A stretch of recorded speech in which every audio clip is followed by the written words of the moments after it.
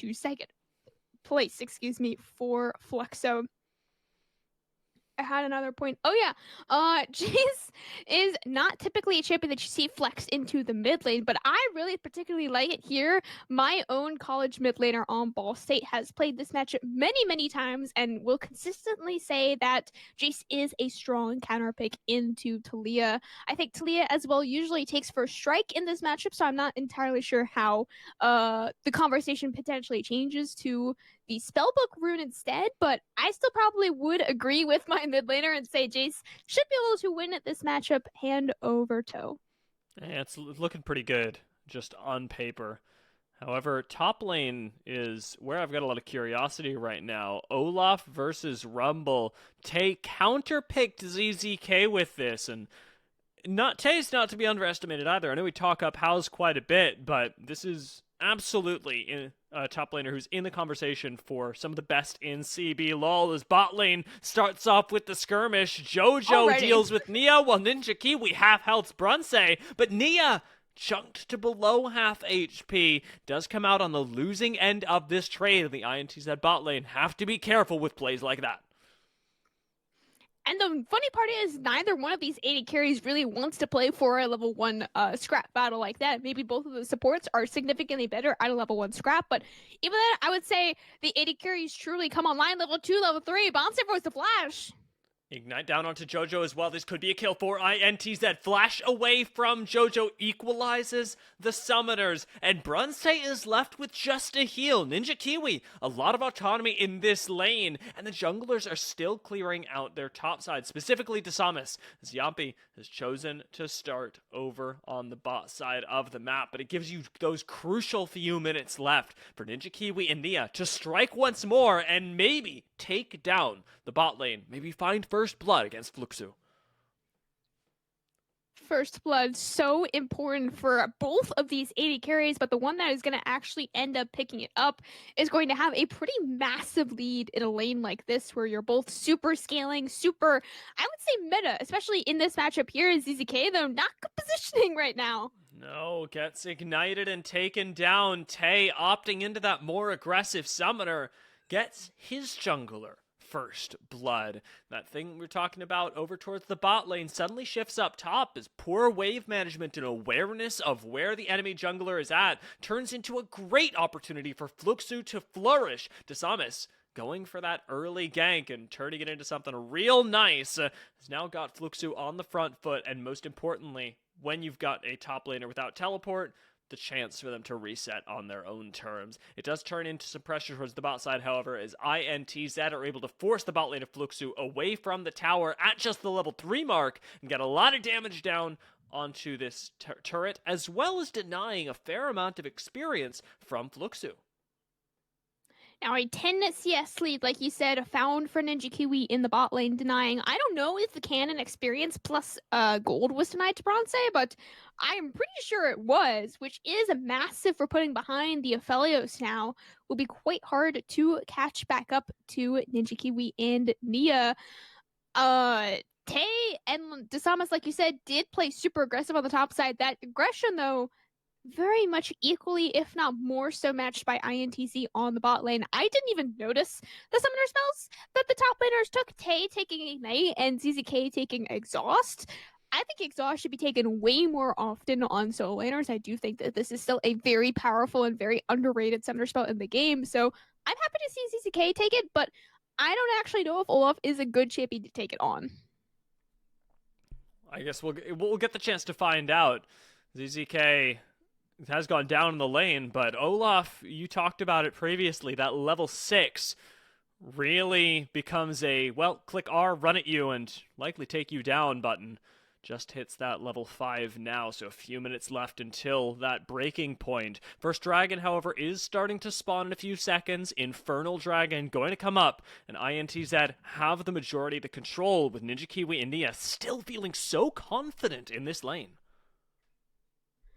And they absolutely can feel that confidence now. A almost 2-time CS lead for Ninja Kiwi over Bronze. This has only continued to grow since Ninja Kiwi has been able to deny that massive cannon wave plus some to Bronze under the turret. ZZK showing his face on the top side does potentially give an angle for a 4-man from Fluxo now on the bot side, but House doesn't want to roam here quite yet.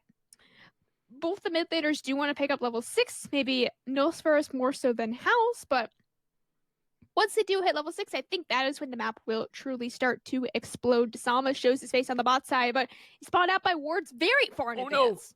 Ninja Kiwi does get locked down. Flash away. That summoner advantage coming into play as JoJo walks it out after being ignited once again. So despite that disadvantage that Fluxo were at earlier, they're able to equalize it out with a little bit of help from Disamas. The health bar still not favoring them, and Disamas may be going for a regank right now. Still have the heal on Ninja Kiwi, the flash on Nia.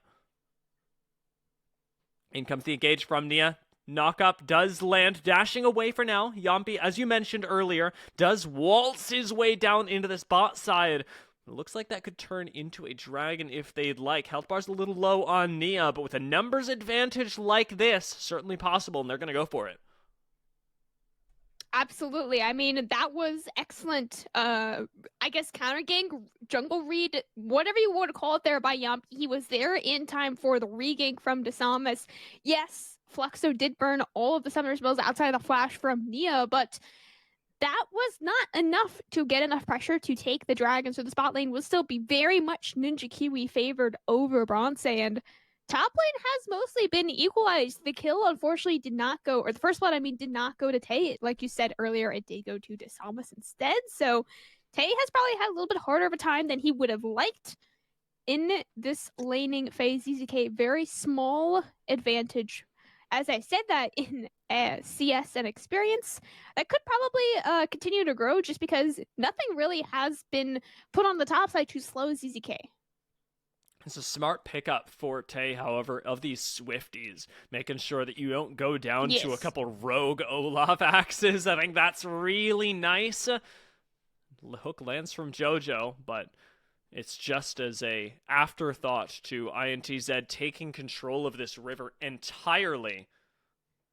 Their move down to the bot side is absolutely a viable one, but with Fluxo still looking for their way into this game, they're hoping for a play right now. A lot of Fluxo's success does come out of other teams over-forcing, and right now, Yampi does try and do a little bit of that in the mid lane, takes some poke for it, and ultimately gives up river control to Fluxo once more. It's a battle for space at the moment, as nobody's picking up any objectives. It's just that ability to make plays later on. Ooh. Oh, my lord. Wow, okay. I did not actually expect Nia to burn flash there. I thought for certain that he would be dead, and he was certainly dead. Unfortunately, did still have to burn the flash to try and make an escape. That kill was picked up for House, so it is 2-0 on the kill scoreboard for Fluxo, but also the 1,000 gold lead in their favor may not mean as much as the numbers really are trying to tell you. It is a dragon lead for INTZ, and Ninja Kiwi still has a massive lead over Bronze in the bot lane. I'm going to keep talking about this lead in the bot lane because Ninja Kiwi's lead is going to mean a whole lot more than the overall team lead that Fluxo has for now.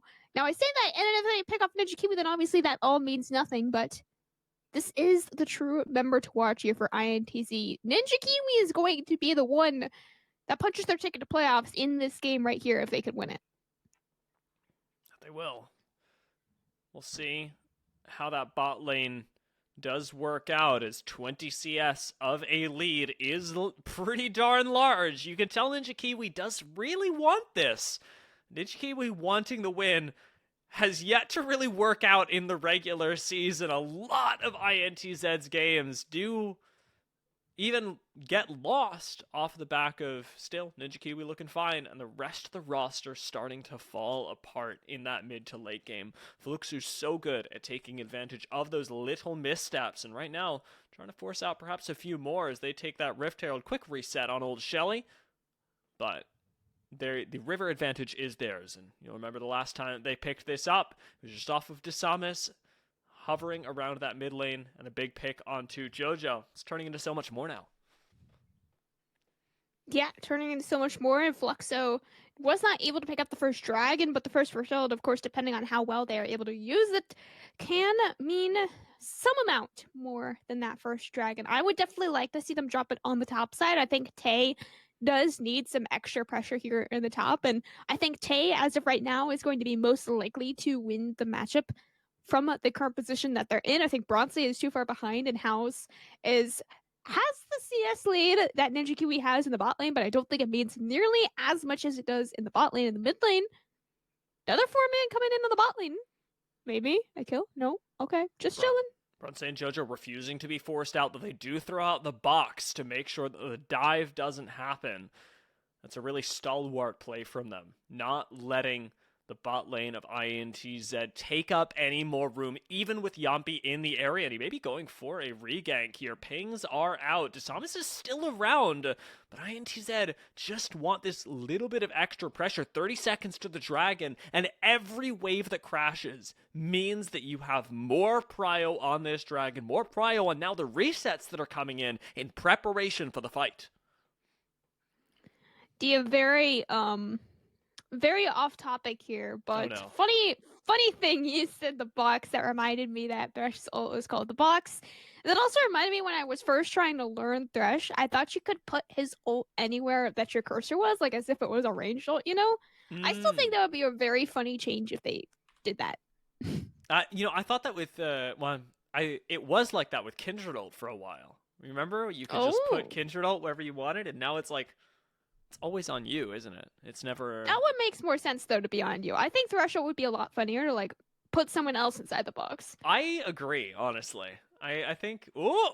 Almost puts him inside the box there. Actually, never mind. Cooldown's not even close to up yet. I'm already thinking late game Thresh. Big cooldowns, but right now, Fluxo are still playing with that earlier game. Tay, unfortunately, feeling early game. Olaf out here. Out goes the exhaust. The ignite goes down, though, and it's going to be a 1-for-1 in the top lane as JoJo in trouble in the river has done a lot of CC. Is it enough? Bronze picks up a kill in response, but Ninja Kiwi does end up grabbing one as well. The disengage from Fluxo in what is ultimately a cross-map 2-for-2 works out.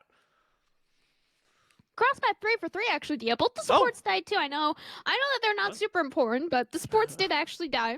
I'm sorry, but we do get a replay now of the dragon fight. We saw a little bit more of the 1v1 live, but replay of the dragon fight looks like Yampi was the one that really got the true engage.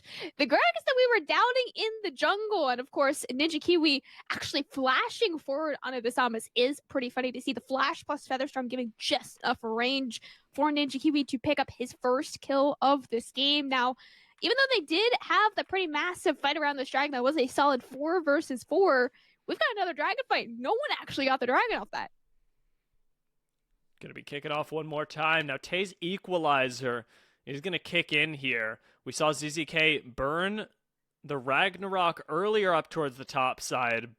Good hook from JoJo, gets that poke down. Desamas is already all over the dragon, and Tay, playing halfway between the lanes, does end up getting cut off from the team fight, but they catch Nosferus on the way out. INTZ walk their way in with a numbers advantage off that Talia wall, pick up the dragon, and now turn on to JoJo.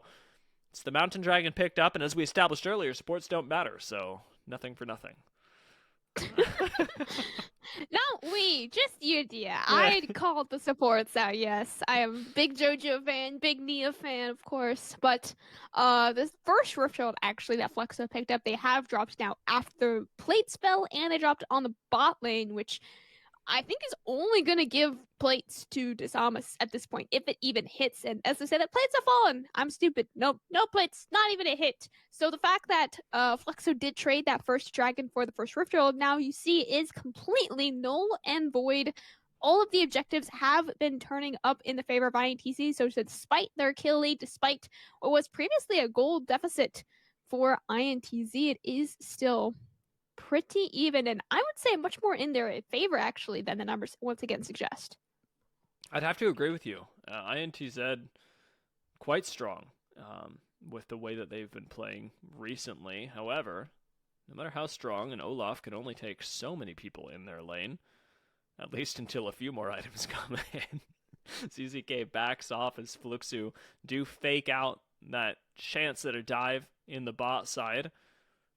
And we are in that position in between objectives again, where House, starting to poke out on ZZK, does get out for the moment and has that Thresh Lantern to take him to safety. But Fluxo are focused much more on controlling not just the river now, but pushing that control into the bot side of the map for INTZ as they start to pressure these towers.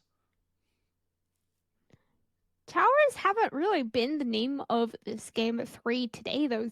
Still 0 towers taken at 15 minutes. Even the Rift Herald didn't even get a hit onto any of these towers. Might be a pick here for a Fluxo, potentially. Nope, okay. House and ZZK just trading about 50% of their HP each. Neither top laner has teleport available, but the Psalmist not going to let them go that easily. Flash into kill. So well played there by the Psalmist. And that's the vision and the control paying off for Fluxo as well. Being able to see that the recall was happening on a ward and take out ZZK. Real nice to see that work out for them, as wards do matter, folks. It gets them an extra 300 gold in this case and a tower to follow suit. Tay should be able to grab this after just one more wave. No. He's got it. He's got it. I'm calling it.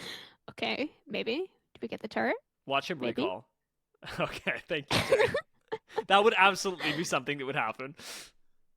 That would be pretty funny. But no, first turret taken at almost 17 minutes, Dia. That is a very, very delayed first turret on Summoner's Rift. The second Rift Herald is available up now. That second Rift Herald could probably take most of these turrets down in almost one shot at this point. Yampi will be the first one to start it up, but I definitely don't think he'll be the first one to finish it. This should definitely be a team fight that Fluxo wants to take.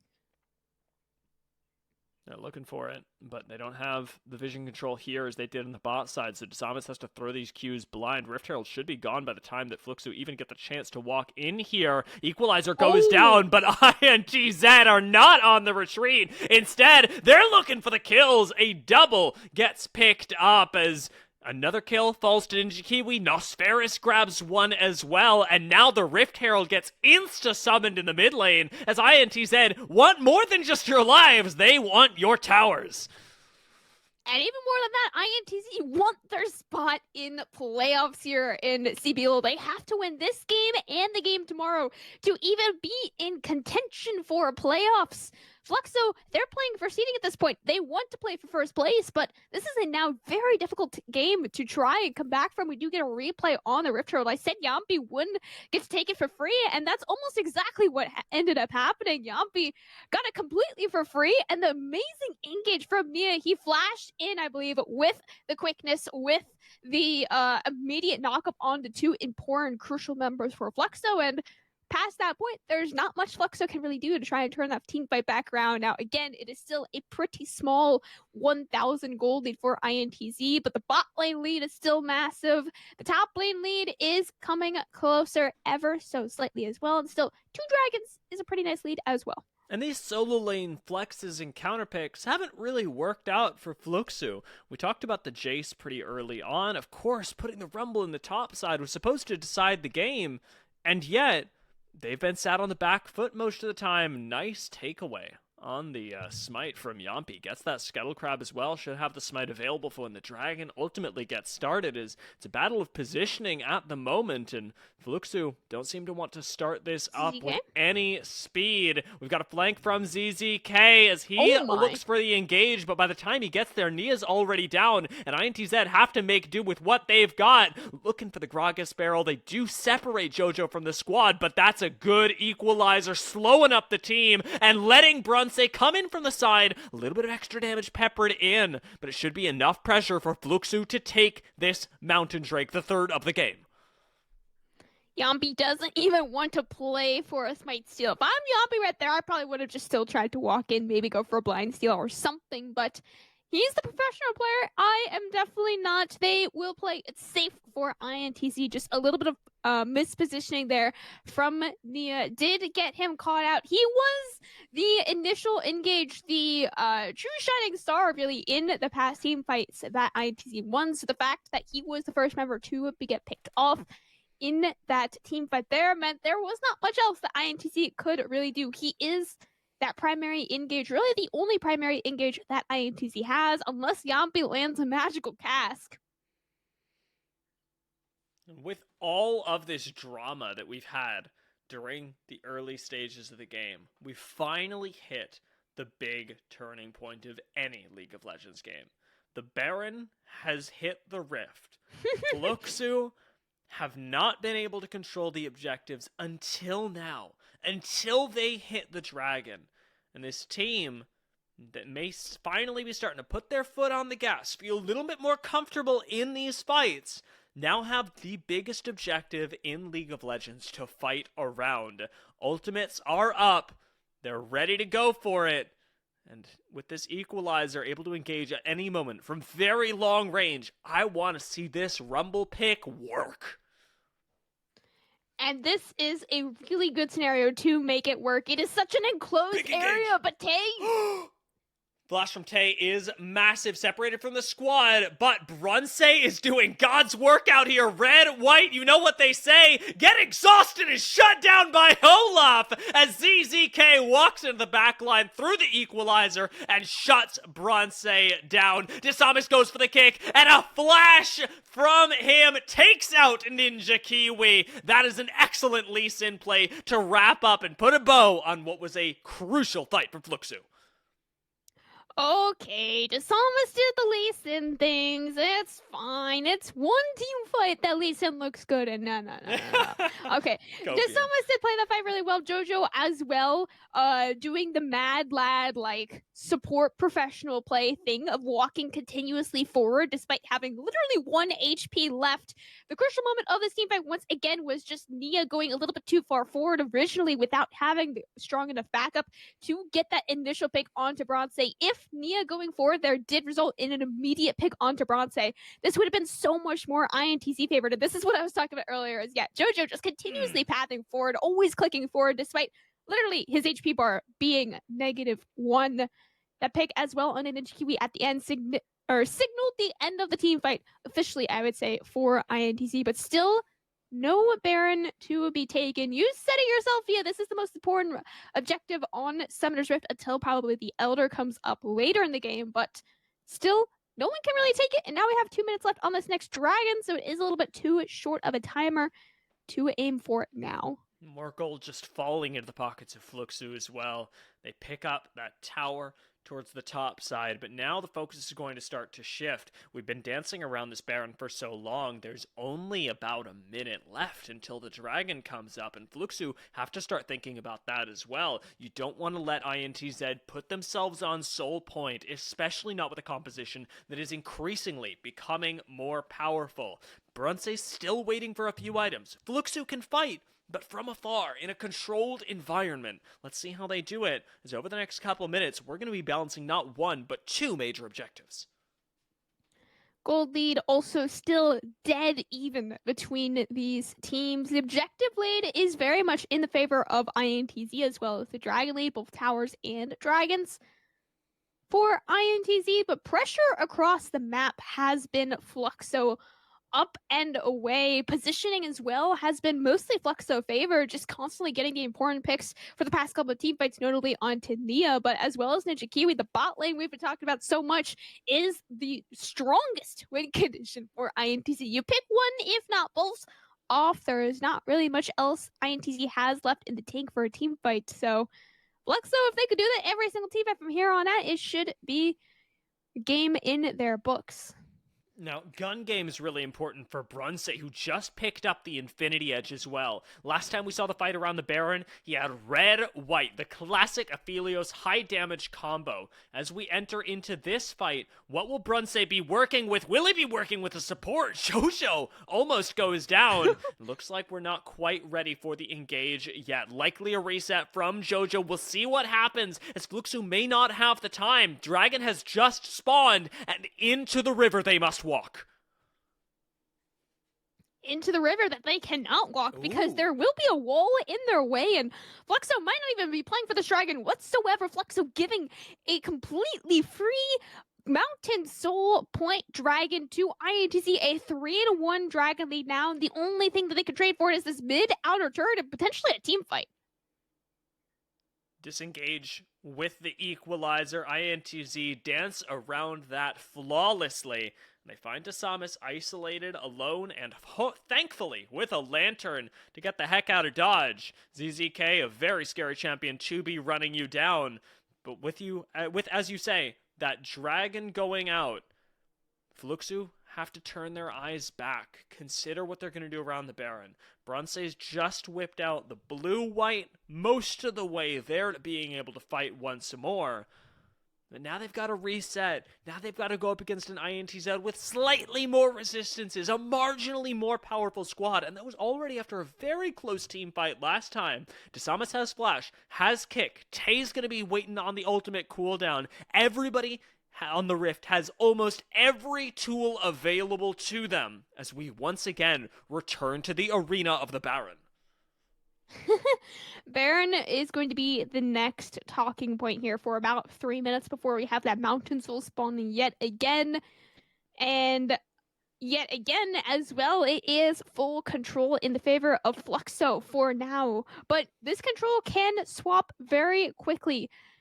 Goldie, by some miracle, is still also pretty much dead even despite how many team fights one of these teams have won. It's just been so back and forth. It will be Fluxo win a team fight, then INTZ win a team fight, and just back and forth. There are no major shutdowns. There is just 300 apiece on each of the mid laners. So if they end up shutting their lives, it will once again be even out. But watch Yumpy.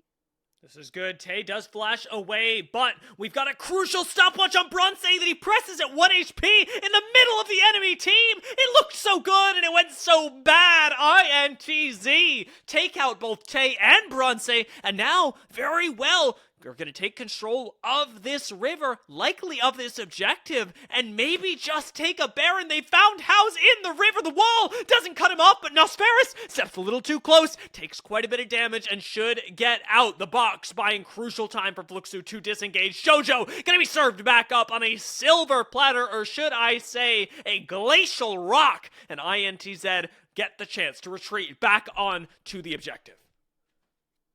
INTZ, however, did spend a lot of time chasing down those kills. If they ignored the rest of the 3 members of Fluxo even, they probably would have had enough time to take this Baron. Even still, they might have enough time to take the Baron, but it is going to be a much smaller window. TP now coming in from House on the top side. Desamas still has full HP, and they have vision on the Baron if they want to go for the steal. Desamas needs a way into this pit, and Egos does not get the steal. INTZ secure it. Yumpy with the smite, and we trade out players as ZZK goes down in sacrifice for the team. Fluxo unable to interrupt that Baron, and the objective going down to INTZ. So much more pressure for them now. You need not fight. You need not do anything you don't want to while you have a Baron. Yeah. INTZ has the Baron buff on Yampinos first Ninja Kiwi and Nia, of course, the two most poor members being the two bot lane members for INTZ. Both of them will have Baron, and all 4 of them, as long as they don't die, will have the Baron up for their soul in just over a minute. Now, will they play for the soul, or will they just try and take these last 2 inner turrets on the side lanes? Both of them are pretty strong, pretty solid macro plays from INTZ. They can give up this dragon and possibly the next dragon as well, uncontested, if they can make something else happen across the map. And even if they don't, it still is not too big of a deal until Fluxo would also, in theory, hit 3 dragons. I'm holding my breath. I don't know what's going to happen next. I don't know either. It honestly, it could be a single Gragas cask that decides this game. But where last fight we were going into it with all tools available, lots of summoners are now missing from Fluxo. And, well, they very much need this dragon to keep the soul away from INTZ. I don't know if they can rightly fight for it. We're seeing a 7th place team in the league really put the screws to one of our squads tied for 2nd. And while we said it a lot, it's this sort of game state does really speak to how close the season of CBLOL has been. INTZ able to take yet another tower before they retreat back onto the Drake, a Drake that looks to be uncontested. Yeah, absolutely. It is very rare to see in any league, but especially professional leagues, where it is a 4 or 5 way tie for second or third place for almost the entire season, and still, even on the second to last day of the regular season, we still have a current 2 way tie for second and a 2 way tie for third. Fluxo will lock or not lock, continue their tie into second if they win this game here. Based on RMC's power rankings and based on his notes, he thought for sure this was a Fluxo win any day of the week. But now looking at this game, you have a Mountain Soul for INTZ. You have the Baron on their backs for the next 10 seconds, so they probably won't end up taking more than one turret, only that inner turret on the bot side with the Baron. But you got now an Elder win condition once again for Fluxo in 5 minutes. Yubby going golden, does stall out that engage, but trades it out with Nia. INTZ need to stay alive right now. Fluxo are looking for that single misstep, and there they go, roasting on the equalizer, as INTZ are now forced to back off. A nice ult from Tay to keep his team alive and disincentivize that fight. This team has constantly been looking for missteps from their enemies, whether it be INTZ or any other squad.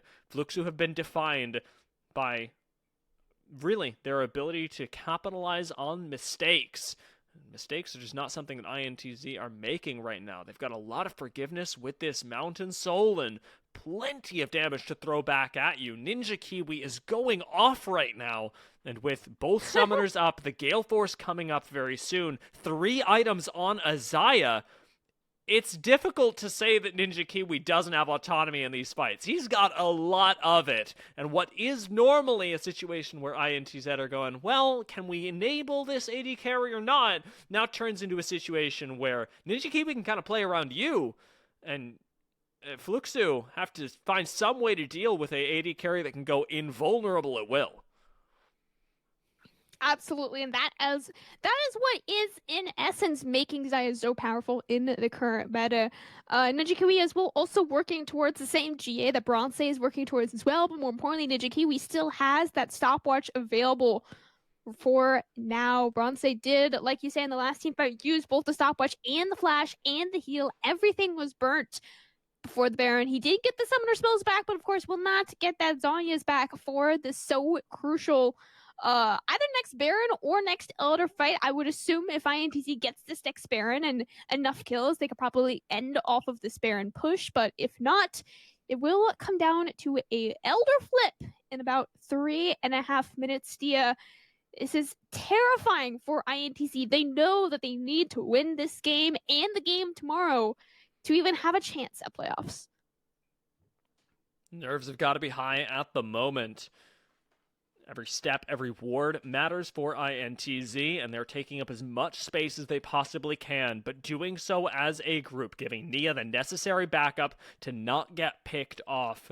Ninja Kiwi continues to farm up in this mid lane, and as the next Baron is coming up in just 25 seconds. INTZ are setting themselves up for yet another win. It is even harder to take this engagement as Fluxo than it was moments ago. They have no real major engage tools. Thresh so often has to just blind fish for a hook. Tay just has that equalizer to tickle the members of INTZ who have a Mountain Soul to back them up. And Desames has to style to even get one member out of position. INTZ can realistically just outspace Fluxo to death. And that is what they very realistically do for this Baron right now. There are still 2 minutes on the clock for Elder. That is plenty of time at this stage of the game to just melt the Baron. That's exactly what INT wants to do. Desames can't even get the pit. And Nia's already on the engage. Big knockup comes down onto Bronze, who has to flash away on this Aphelios. Now Gale Force is out as well, and it is constantly on the retreat for Fluxo, as you've got not just an Olaf, but his entire squad chasing you down, walled off from the base. Jojo's going to fall as well, and it's 2 picks plus a Baron for INTZ. It is surely the base of Fluxo being cracked. And you see all 4 members, or all 5 members still of INTZ running into the base of Fluxo. They want to end this game. They want to continue their possible run into playoffs for this spring split. Now, all 5 members collapsing on the top side. You still have 20 seconds remaining on Bronze, 10 seconds left on JoJo. INTZ, they want to end the game right now with their Baron buff. And they absolutely can. Still plenty of time, and Brunse, the only real damage that Fluxo have available. House and Tay have done next to nothing, and finally, they're able to pick up a kill, but in their face, it's CZK who picks up the subsequent knocks. Into that, it will transition to a clean end of the game for INTZ. An unquestionable W for them, and against one of the best teams in CBLOL. Fluxo, like I said before the game started, one of the few teams to even take a game off of the previously sort of undefeated Los Grandes, one of the newer teams here in CBLOL. And